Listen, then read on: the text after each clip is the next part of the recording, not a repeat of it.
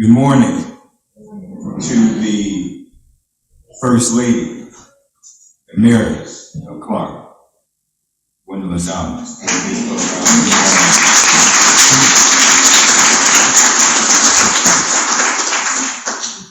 And let us lift up Sister Outlaw mentioned there are many mothers who may not have born children, but are still mothers. And we said goodbye on her journey to glory just yesterday, the Reverend Dr. Karen Y. Colley, who was a mother to many of us and a mother to her students and those who followed her.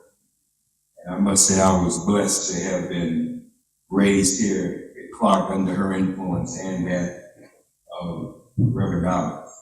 Angela. I could almost see your father standing here when he was singing Blessed Assurance, singing it the way he would. I'm also honored and blessed to be the only brother sitting up here amongst all these sisters. Amen. So I'm thankful for that. We're used to it because Sister Outlaw said she remembered me growing up, and I know many of you do, Miss Phil, this here and others. I would sit right over there where Angela and her mom was sitting between my mother and grandmother in church. So I was used to that. I'll share this with you as we prepare for our tribute confession I'll make. Once here, one Mother's Day at Clark, the church was packed. You could not, it was standing room only. You know, folk, we still have, I guess we still do have some CME Christians who come to church Christmas, Mother's Day, and Easter. Clark was packed. And there was a women's quartet. I was a little boy. I never heard church quartet singing it. We didn't have that often here at Clark. But they were right here, a group of women. And they sang this song, If I Could Hear My Mother Pray Again. Brought the house down, and it's a rare occasion because my great-grandmother was here.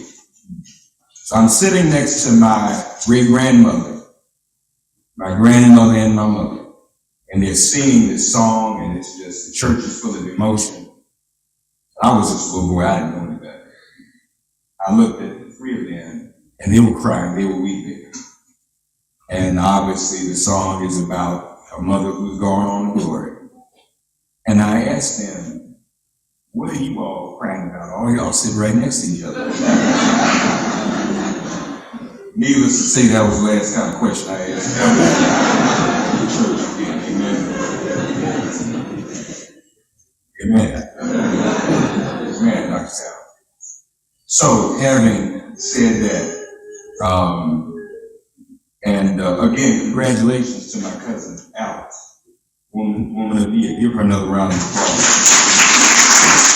We want to pay tribute to all mothers now, but you all know me, I want to pay special tribute to Black mothers here at Clark today for burdens they bear.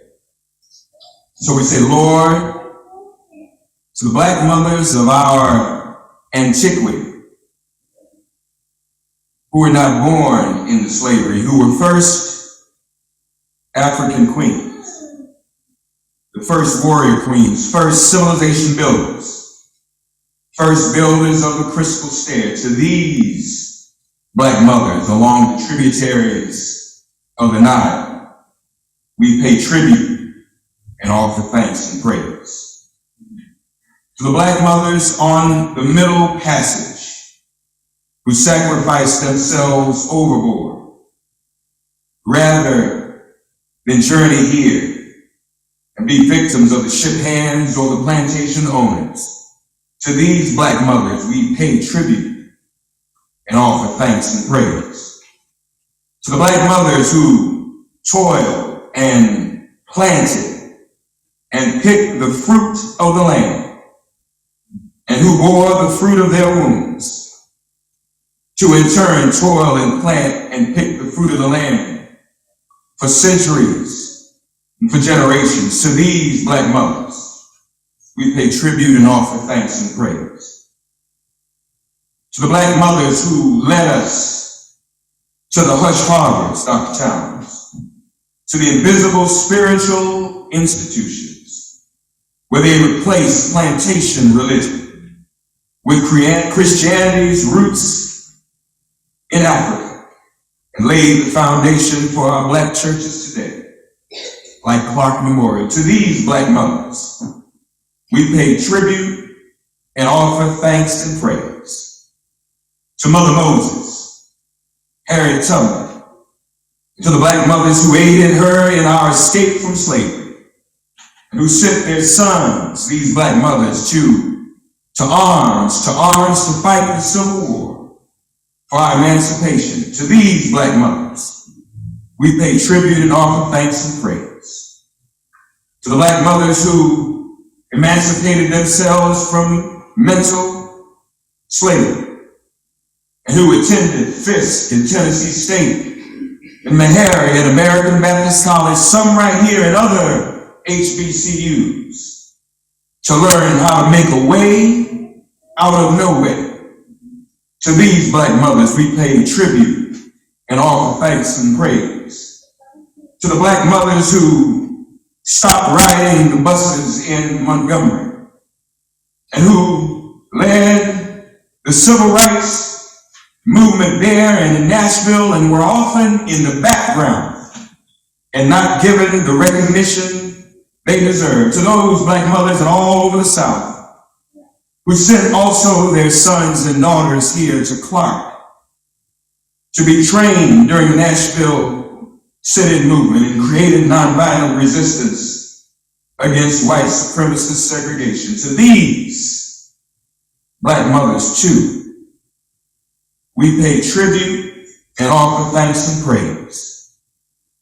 To the black mothers today who send their sons and daughters from home every day, every morning, not knowing whether they will come back home, not knowing whether their sons and daughters will survive the police or gun violence, or whether their daughters' bodily autonomy will be threatened by harassment or violence or trafficking or by politicians. And to the black mothers struggling to make ends meet amidst poverty and low-wage jobs, to these black mothers, we pay tribute and offer thanks and praise and pray for them to have faith, and that you, Lord, will hold back the night. To the mothers who've not born children, but who are mothers anyhow, to these black mothers we pay tribute and offer thanks and praise. And Lord, to the mothers who simply pack our school lunches every day, and who bring us to Clark every Sunday, and who love us to life, who cure our colds and wipe away our tears and allow us to dream, to be whatever we can be, and who most importantly raise daughters and sons like me to defend all black mothers with our very lives. To these black mothers, we pay tribute. To all of these black mothers, we pay tribute and offer thanks and praise, dear Lord. Amen. Amen. If I could hear my mother pray again, if I could only hear her tender voice as then, so happy I would be, would mean so much to me. If I could hear my mother pray again. Happy Mother's Day, Father.